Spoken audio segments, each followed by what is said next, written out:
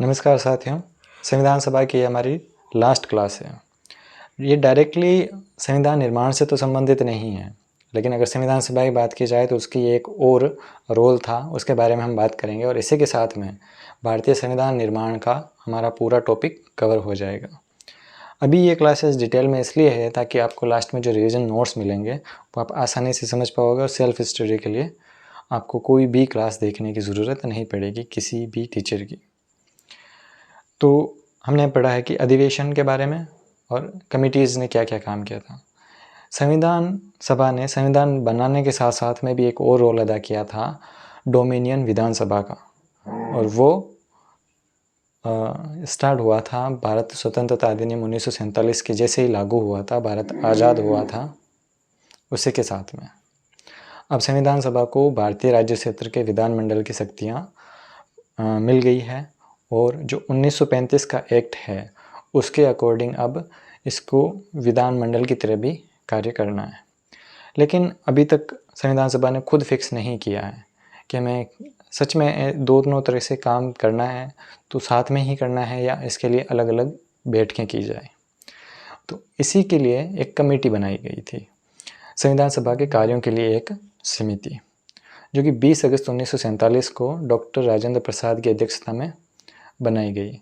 इसका मेन काम क्या था कि आपको ये चेक करना है कि इसी एक अध्यक्ष के अंडर में ये दोनों काम हो या इसके लिए अलग अलग अध्यक्ष हों, या फिर जो देशी राज्यों के प्रतिनिधित्व अभी संविधान सभा में है तो क्या विधानसभा में भी उनका प्रतिनिधित्व होना चाहिए या नहीं होना चाहिए। ऐसे ही कुछ सवालों के जवाब ढूंढने के लिए उस समिति का गठन किया गया था।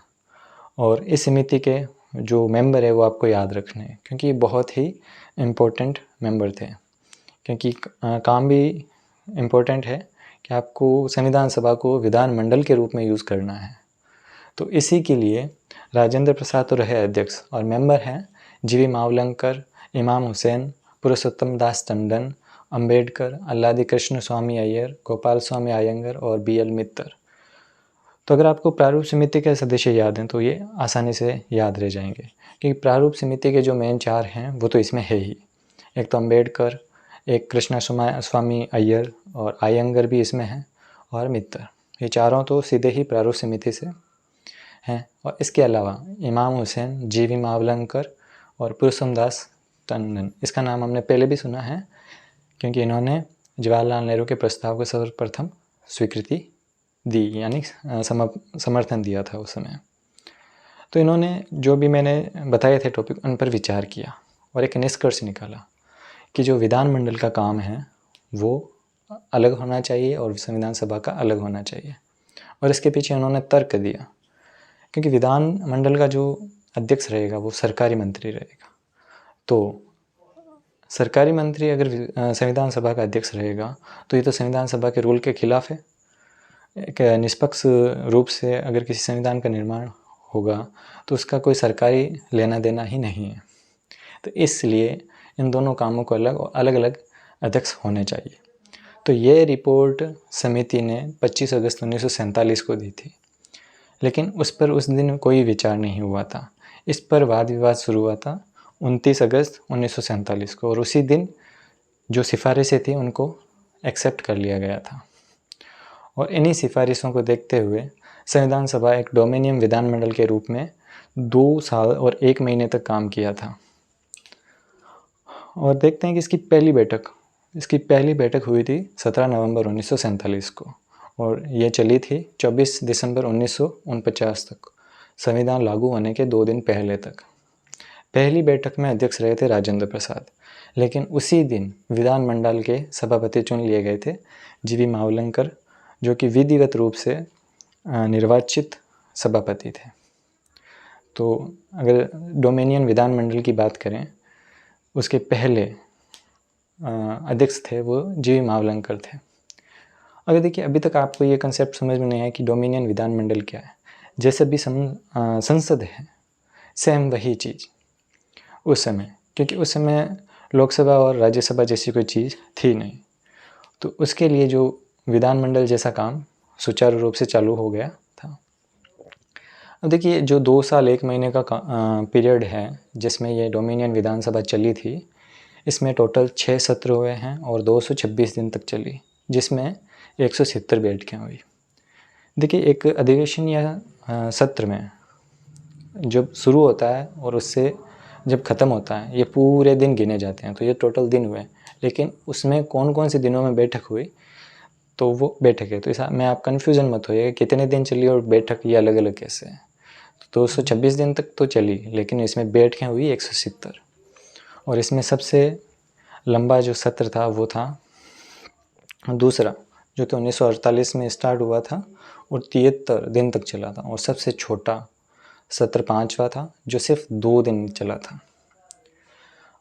अब बात करते हैं कि उसके बाद में क्या हुआ था। 24 नवंबर के बाद में क्या हुआ था। 26 नवंबर को संविधान लागू हो चुका है, और संविधान के लागू होते ही उसकी एक आर्टिकल है 379, उसमें लिखा गया है कि अंतरकालीन संसद पहले से ही विद्यमान है इसमें, तो उसी को सुचारू रूप से आगे चलाना है जब तक कि राज्यसभा और लोकसभा का गठन ना हो। तो आपको एक तो ये अनुच्छेद याद रखना है, अनुच्छेद 379। जब हम पढ़ते हैं कि संविधान का परिवर्तन, तो उसमें भी इसका एक जिक्र होता है। तो ये अंतरकालीन, अब सिर्फ नाम चेंज हुआ, वही विधानमंडल है। अंतरकालीन संसद एक सदनात्मक थी, इसमें अभी तक 2 सदन नहीं, जिसे हम मान सकते हैं ये लोकसभा थी। ऐसा कोई वर्ड यूज़ नहीं किया गया, लेकिन काम इसका लोकसभा जैसा ही है, जैसे भी लोकसभा है। ये पूर्ण रूप से निर्वाचित नहीं थी, क्योंकि ब्रिटिश प्रांतों से जो निर्वाचित होकर आए थे वो तो थे ही, लेकिन जो ब्रिटिश प्रांतों से हुए तो वो अप्रत्यक्ष रूप से निर्वाचित तो थे, लेकिन जो देशी राज्यों से आए थे उसमें कुछ तो निर्वाचित थे और कुछ मनोनीत। तो वही बात है जो संविधान सभा पर लागू होती है, कि इसमें कम्प्लीटली निर्वाचित नहीं थे और कम्प्लीटली मनोनीत भी नहीं थे। तो 1950 तक तो इसमें जो संख्या रही थी वो रही थी 296। 296 कैसे? जो संविधान सभा के जितने भी सदस्य हैं वो विधानमंडल के सदस्य हैं। और जब 1951 में देशी राज्यों ने भी के प्रतिनिधियों ने भी इसमें प्रवेश ले लिया, तब इसकी संख्या हो गई 313। आपको वो आंकड़ा याद है 389 वाला? अब उसमें से आप निकालिए मुस्लिम लीग को, तो आपको लगभग यही संख्या मिलेगी, कुछ एक ऊपर नीचे है। और इसी अंतरकालीन संसद से कुछ प्रथाएं शुरू हुई थी, जैसे धन्यवाद प्रस्ताव के रूप में राष्ट्रपति का अभिभाषण, ये प्रथा उसी टाइम से शुरू हुई थी। और अंतरकालीन संसद से सबसे इम्पोर्टेंट फैक्ट है कि पहला संविधान संशोधन इसी अंतरकालीन संसद ने किया था, जो ये एक मंडलीय है, ये एक सदनीय है। उसी से 20 जून 1951 को पंजाब में राष्ट्रपति शासन लागू करना, धारा अनुच्छेद 356 के तहत। तो आप इसे याद रखिएगा। और लास्ट में इस अंतरकालीन संसद का कोई विघटन नहीं हुआ था, बल्कि अपने आप समाप्त हो गई, जैसे ही अनुच्छेद 379 के अंतर्गत 17 अप्रैल 1952 को दोनों सदन गठन किए गए थे, लोकसभा और राज्यसभा। तो ये थी कि विधानमंडल के रूप में संविधान सभा ने कैसे काम किया था। इससे रिलेटेड जितने भी आपको फैक्ट हैं, इससे बाहर आपको एग्ज़ाम में पूछने की कोई प्रायिकता नहीं बनती है। अब इससे थोड़ी जुड़ी सी बातें देख लेते हैं। एक तो हम देख लेते हैं अंतरिम सरकार। संविधान सभा के लिए जो चुनाव हुए थे 1946 में, उसके बाद में जो सरकार बन के आई थी उसे अंतरिम सरकार कहते हैं, जो कि 15 अगस्त 1947 तक चली। उसके बाद में इसका नाम बदल के स्वतंत्र भारत का पहला कैबिनेट कह सकते हैं, ये नाम दिया गया। तो इसमें सदस्य कौन थे? जो कार्यकारी परिषद के सारे सदस्य थे वही इस अंतरिम सरकार में सदस्य थे। इसके अध्यक्ष थे वाइसरॉय और उपाध्यक्ष थे जवाहरलाल नेहरू। देखिए, अब बात करते हैं थोड़ी एक कन्फ्यूजन की बात, वाइसरॉय और जनरल गवर्नर। तो वाइसरॉय की जो टर्म है वो यूज़ हुई थी 15 अगस्त 1947 से पहले, भारत की आज़ादी से पहले वाइसरॉय की पोस्ट थी। अब उसी पोस्ट को जनरल गवर्नर कह दिया। तो पहले वाइसरॉय कौन थे जो जनरल गवर्नर बने थे? वो थे माउंटबेटन। माउंटबेटन 12 फरवरी 1947 से 15 अगस्त तक तो वाइसरॉय रहे थे। फिर 15 अगस्त से अगले साल 21 जून 1948 तक वो रहे थे गवर्नर जनरल। और भारतीय पहले गवर्नर जनरल बने थे सी राजा गोपालाचारी, 21 जून 1948 से लेकर 26 जनवरी 1950 तक, और 26 जनवरी 1950 को ये पोस्ट ही ख़त्म कर दी गई। अब देखते हैं 15 अगस्त के बाद में जो अंतरिम सरकार का नाम अब हो गया स्वतंत्र भारत का पहला कैबिनेट, उनमें कौन कौन से सदस्य थे और उनको कौन कौन से विभाग मिले थे। तो जैसे अभी मंत्री हैं उसी प्रकार से जो 14 लोग थे उनके पास लगभग सारे विभाग थे। इनमें से सबसे ज़्यादा विभाग थे पंडित जवाहरलाल नेहरू के पास में, जो खुद प्रधानमंत्री भी थे, और राष्ट्रमंडल और विदेशी मामलों और वैज्ञानिक शोध जैसे विभागों के ये इन्हीं के अंडर में थे। दूसरी पर्सनालिटी सरदार वल्लभ भाई पटेल, इनके अंदर थे गृह मंत्रालय, सूचना प्रसारण और राज्यों के मामले इन्हीं के विभाग में थे। राजेंद्र प्रसाद के अंडर में ज़्यादा इम्पोर्टेंट नहीं थे, खाद्य और कृषि। मौलाना अब्दुल कलाम के शिक्षा, और जॉन मथाई के रेलवे और परिवहन, और ज़्यादातर कुछ एक सवाल ज़्यादा पूछे जाते तो वह जगजीवन राम से, जो कि श्रम विभाग से, वो अंतरिम सरकार में भी श्रम से ही थे, इसमें भी। जो अम्बेडकर है वो थे विधि विभाग, उनके अंडर में ही था, और सरगुणम शेट्टी उनके अंडर वित्त विभाग था। बाकी एक बार मैं आपको सारी लिस्ट बता देता हूँ, याद नहीं रखनी है। जैसे कि सरदार बलदेव सिंह के अंडर में था रक्षा मंत्रालय, राजकुमारी अमृत कौर के अंडर में था स्वास्थ्य मंत्रालय, देखिए स्वास्थ्य विभाग। तो राजकुमारी अमृत कौर का हमने महिलाओं के साथ में भी पहले पढ़ाई था। इसमें एक और फैक्ट है कि सीएम बाबा नाम के एक थे जिनके अंडर में था वाणिज्य विभाग, और ये संविधान सभा के सदस्य नहीं थे, फिर भी अंतरिम सरकार में ये मंत्री थे। और इसके अलावा श्यामा प्रसाद मुखर्जी उद्योग और आपूर्ति के, और गॉडगिल कार्य, खान और ऊर्जा।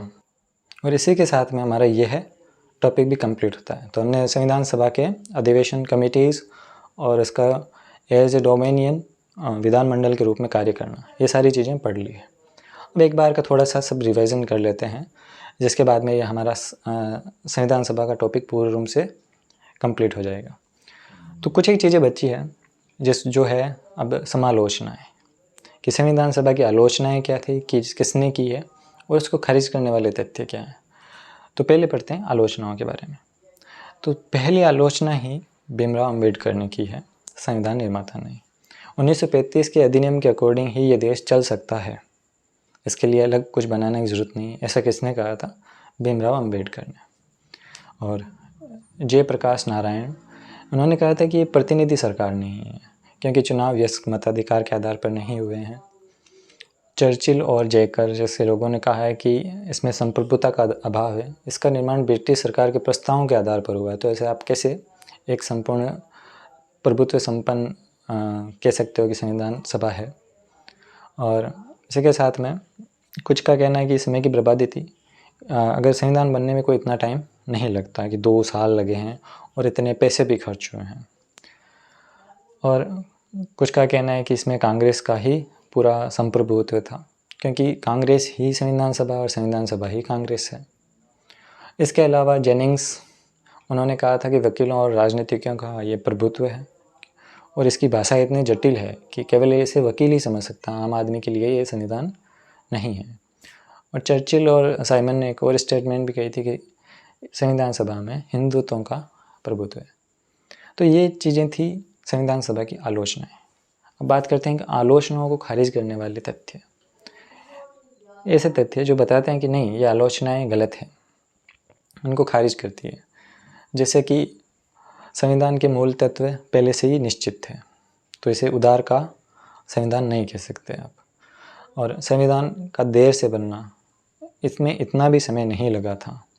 अगर कहते हैं कि अमेरिका का संविधान बहुत जल्दी बना था, तो उसके बाद में कितने अमेंडमेंट उनको बार बार लाने पड़े थे, कंप्लीट नहीं बन पाया था। और बुद्धिमत्तापूर्ण अनुरूपण किया गया है, एकदम बाहर से जो उधार लिए हैं, कुछ भी अगर कुछ भी रूल्स वगैरह नियम या कुछ चीज़ें, जैसे कि इनका चुनाव कैसे करना, उपराष्ट्रपति का चुनाव कैसे, तो वो हमारे अकॉर्डिंग लिया, ना कि ज्यों का त्यों उठा के ले लिया है। और इस पर राष्ट्रीय आंदोलन का प्रभाव है, इसलिए आप ब्रिटिश को भी नहीं कह सकते कि ये ब्रिटिशों के प्रस्ताव से ये संस्था बनी है। भाषा का जटिल होना या बड़ा होना, ये तो स्वाभाविक ही था, क्योंकि संविधान को अनुभव और इतने सारे संविधानों का संश्लेषण था, और एक संपूर्ण राष्ट्र के लिए एक ही संविधान बनाना था। क्योंकि अमेरिका में देखिए स्टेट के लिए अलग संविधान है और सेंट्रल के लिए अलग, लेकिन यहाँ पर संघात्मक सरकार होगी और उसके लिए एक ही संविधान, तो लेंथी होना जायज़ ही था। इसके अलावा अब कुछ संविधान सभा से जुड़े महत्वपूर्ण तथ्य जो शायद पहले चुके हैं कि संविधान सभा का प्रतीक था वो था हाथी। और सुलेखन के बारे में हमने बात कर ली है कि प्रेम बिहारी रायजादा ने इस पर लिखा था इटालियन लैंग्वेज में, और इसका सौंदर्यीकरण जो कि गीता के वगैरह चित्र उठाए गए थे वो नंदलाल बोस और इसके अलावा B.R. सिन्हा और बसंत कृष्ण वैद्य ने इस पर कलाकारी की थी।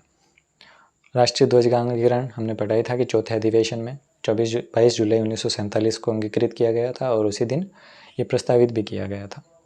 और 24 जनवरी 1950 को राष्ट्रगीत और राष्ट्रीय गान को अंगीकृत किया गया था। तो वही फैक्ट है कि 2 साल 11 महीने और 18 दिन में बना था, जिसमें टोटल 11 सत्र हुए थे और 166 दिन लगे थे। और 114 दिन इसके प्रारूप पर विचार किया गया था, 64 लाख रुपए खर्च हुए थे। तो ये फैक्ट बार बार रिपीट हो रहे हैं। अब इसी के साथ हमारा भारतीय संविधान का निर्माण का ये पोर्शन कंप्लीट होता है। इसकी आपको प्लेलिस्ट अलग मिल जाएगी और ये कंप्लीट वीडियोज़ है। अब बात करते हैं कि जिन्होंने कोर्स ख़रीदा है ऑनलाइन, क्या उनको भी यही वीडियो? देखिए, जिन्होंने हमारे ऐप पर वो कोर्स ख़रीदा है उनके लिए लाइव क्लासेस होगी और ये बेसिक क्लासेस थी। अब आपको रिवाइज क्लासेस उस ऐप पर ही मिलेगी और इसी के साथ में यूट्यूब पर भी आपको कुछ कंटेंट डाल दिया जाएगा, जिसमें आप सारी विधानसभा और संविधान सभा के साथ में 1919 का एक्ट और 1935 का एक्ट उसको साथ में समझने का एक सिंगल और एक बहुत छोटा सा वीडियो, ताकि आप कंप्लीट चीज़ों को कैसे रिवाइज करेंगे। उसमें हम वापस पढ़ाएंगे नहीं, उसमें हम वापस जो नोट्स आपको अवेलेबल कराएं उनको कैसे रिवाइज करना है और कितने शॉर्ट में आपको रिवाइज करना है। क्योंकि जितना मैटर बिखरा हुआ होगा वो एग्ज़ाम के लिए उतना ही खतरनाक है। तो चलिए मिलते हैं हम अभी अगली संविधान की क्लास में, जिसमें हम प्रस्तावना से शुरू करेंगे और जो आपके सिलेबस है उसके अकॉर्डिंग। धन्यवाद।